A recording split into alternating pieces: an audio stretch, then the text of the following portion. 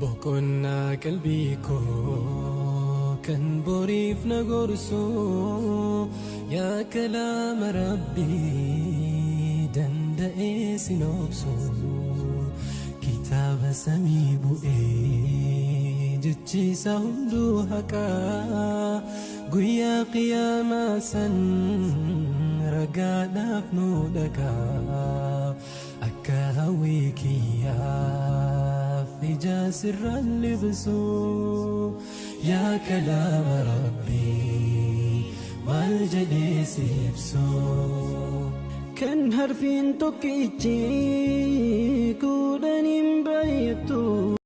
الحمد لله رب العالمين الرحمن الرحيم مالك يوم الدين إياك نعبد وإياك نستعين اهدنا الصراط المستقيم صراط الذين أنعمت عليهم غير المغضوب عليهم ولا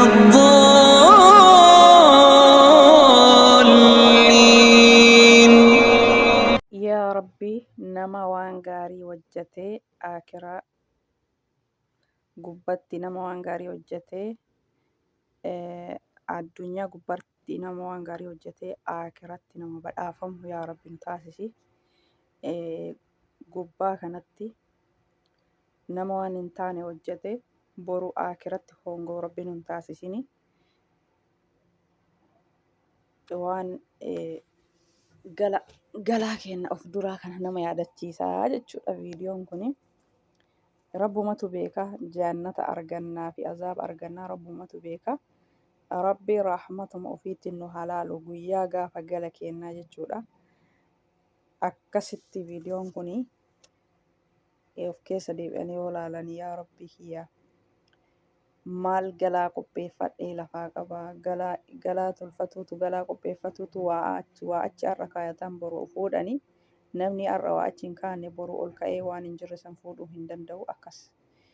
Kanaafi rabbiin anas isinis warra kaatimaan tolte warra dalagaan isaanii tolte warra afaan bichaan dubbatu miti warra hojiin qaama qalbiin hojiin isaanii tolte rabbi nu haa taasisu. Anallee isinillee afaan kennayyuu afaan kenna jechi afaan kennatu yoo waan birallee dalaguu dhabne jechi afaan kennatu rabbummaa rahmata nu haa godhu laa taqnatu min rahmatillah rabbii rahmata nu haa godhu. Warra isarraa garaa muratuu miti jechuudha rahmata isaatirraa garuu hanga dandeenyeen toltuma dalaguu khayrima dalaguu waan hin taanerraa of qusachuu rabbiin nu haa taasisu. Yeroo ammaa kana dhibelleen yeroo namaan kennitu duutillee yeroo namaa hin kennitu jechuudha. Kanaaf viidiyoon kun kana ilaalchisa. Salaamtaa isin gaafachuu hin daganne. Assalaamu alaikum warahmatullahi wabarakaatu. Kabajamtoota fi jaallatamtoota daawwattoota hordoftoota kiyyaa jirtanii baga jiraattan hundi keessanuu alaa biyya keessaa xiqqaa guddaa amantii kutaa ganda osoo hin jenne hundumti keessanuu naaf galatooma. Kan haroo dhuftanillee kan duraanillee kan laayikii gootanillee kan komantii barreessitanillee hundi keessanuu naaf galatooma kan na daawwattan jechuudha. Keessumaayyuu hordoftoonni kiyya kan na daawwatu Sumaalee akkasuma Suudi Arabiyaa, Dubaay, Itoophiyaadha jechuudha. Uummata kanneentu na daawwata jechuudha.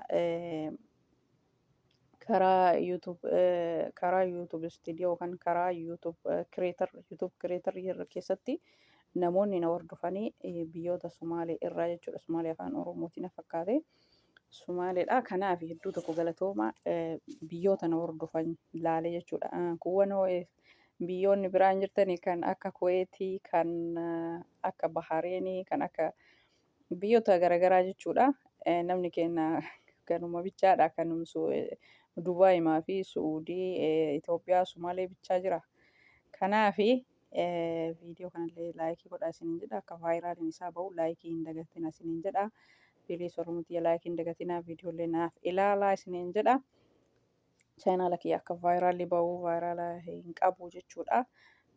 Yoo isin hamilee taata yoo isin viidiyoo kee ilaaltan vaayiraalli isaa baya. Kanaafuu hedduu tokko naaf galatoomaa. hedduu tokko naaf yeroo hundaa isin galateeffadha. Osoo isin hin galateeffadhe viidiyoo kiyya bira hin taru. Maaliif yeroo keessan kennitanii viidiyoo kiyya daawwattanii laayikii gootanii koomentii barreessitanii yeroon daayimandiidha jechuudha. Yeroon daayimandii yeroo warqiidha. Yeroo warqii keessan sanirraa viidiyoo kiyya hanga dhuftanii na laaltanii kan birallee baarakallaa fiikum jazalakum khairan isiniin jedha. Viidiyoo kiyya laayikii godhaa, sheerii godhaa, yaada keessan barreessaa. Koomentii barreessaa jechuudha. Yaada jiru ilmi namaa dogongora hin dhabu isiniin jedha. Kan isinitti toles kan isinitti hin toleen illee yaada keessan barreessaa. Viidiyoo kiyya immoo laayikii sheerii gochuu daawwachuu hin dagatina isiniin jedha. Anillee isiniif yaada viidiyoo isinitti hin dheeressu isiniin jedha. Yoo viidiyoon dheeratellee dhimma dheeratu qaba. Daqiiqama 10 daqiiqama 5 laalaa bira darbaa isiniin jedha. Akkasiinaaf galatooma isiniin jedha. Ammallee akkuma dura na jajjabeessitanitti hin lallaafina isiniin jedha. Kanaaf hundi keessanuu naaf jiraadha. Kan amantii kutaa ganda osoo hin jennu hundumti keessanuu isin jaalladha. Hordoftoota kiyya kan biyyoota adda addaa irraa na daawwattan jechuudha. Isintu na arga malee ani isin hin argu. Hedduu tokko naaf galatoomaa isiniin jedha. Bakka yaaddan muraada gayaa. Rabbiin aafiyaa guutuu, fayyaa guutuu, jireenya bareedduu, jireenya boqonnaa, jireenya raahaa, jireenya waan yaaddaan galma geettan Rabbi isinii haa taasisu isiniin jedha. Egaa viidiyoo kiyya akkuma jalqabarraa argitan kana waa'ee gala keenna Rabbiin nu haa tolchuu, waa'ee aakiraa duuti yeroo ammaa kana osumaa nu laallu meeqa kamtu namni nu ba'ee nu du'aa jira, osumaa nu laallu meeqa kamtu dhibamee algarra ciisaa jira. Kanaaf viidiyoo kanarraa bakka waan qalbii keessa na dhufe irraa dubbadha jechuudha. Arraba keenyatti keessattuu nuti dubartiin arraba kanaanii waa baay'ee haasofna jechuudha. Rabbiin arraba keenya nama haasaa namaatirra nama of qoxxoofu Rabbiin nu haa taasisu. Yeroon beeynetti nama baay'ee hamanne, yeroon beeynetti nama waa jenne keessattuu dhiirarrallee dubartii namni anaan cimmirittu jechuudha. Namni waa'ee namaa haasa'u guddatu jechuudha. Waa'ee namaa haasa'u, waa'ee nama hamatu Rabbiin nu haa dhiisu. Kataree Rabbiin nu haa dhiisu. Kataree fi kataree of duuban deebi'u, kataree Rabbiin nu haa dhiisu. Of dura dhufu immoo warra itti fayyadamu Rabbiin nu haa taasisu. Warra qaamaa qalbii keenya namni har'a gubbaa kanatti Rabbii ofii sodaatee waa hundarraa of qabe boru immoo jannataan badhaafamaa jechuudha. Rabbumaaf jecha waa maraa'ee of qabe boruun badhaafamaa. Yoo rakkii ani hin ta'u ani gowwaa ani moonyi ani minxiqisi yoo jedhe immoo boru waan nu eeggatu hin beeynu tarii azaaba seennaaf jannata seenna. Sani Rabbitu beeka jechuudha. Rabbi tokko hojjetu beeka. Kanaaf haga dandeenyan immoo toltuma hojjechuu, toltuu namaaf yaaduu, yoo nama san yoo dandeette gorsuu, yoo dadhabde immoo irraa fagaachuudha jechuudha. Maaliif yeroo nama sanii hojii dubbatte akka garan taanetti namni sun si harkisu yoo dide jechuudha. Akkasitti nama fudhata. Nama gaarii yoo ta'e wajjin deemtaa, nama badaa yoo ta'e immoo achumatti dhiiftaa jechuudha. Nama san Rabbitu qajeelcha malee nuti qajeelchuu hin dandeenyu. Osoo isaa 24 illee isa waan feene goonee isaa 24 osoo gorsinee qajeelchuu hin dandeenyu.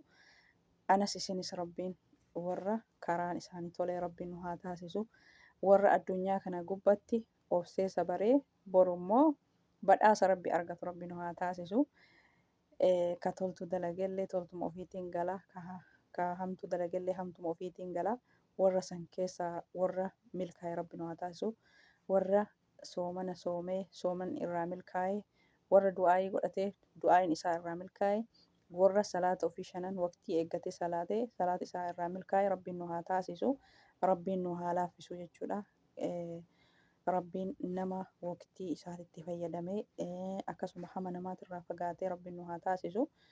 Yeroon beeynee waa hedduu jennee waa hedduu bira dabarree har'a immoo Rabbiin nama waan sanirraa jijjiirama argatu. Nama boru waan obsee itti sabare namni man sabara abashshara jedhe Rabbiin kan obsee waa hunda itti eenyu keessa darbe boru immoo akka hojii isaatiin milkii hin dhabu. Kanaaf warra har'a obsee sabaree boru Rabbiin biraa milkaa'ee badhaasa isaa argatu Rabbiin nu haa taasisu.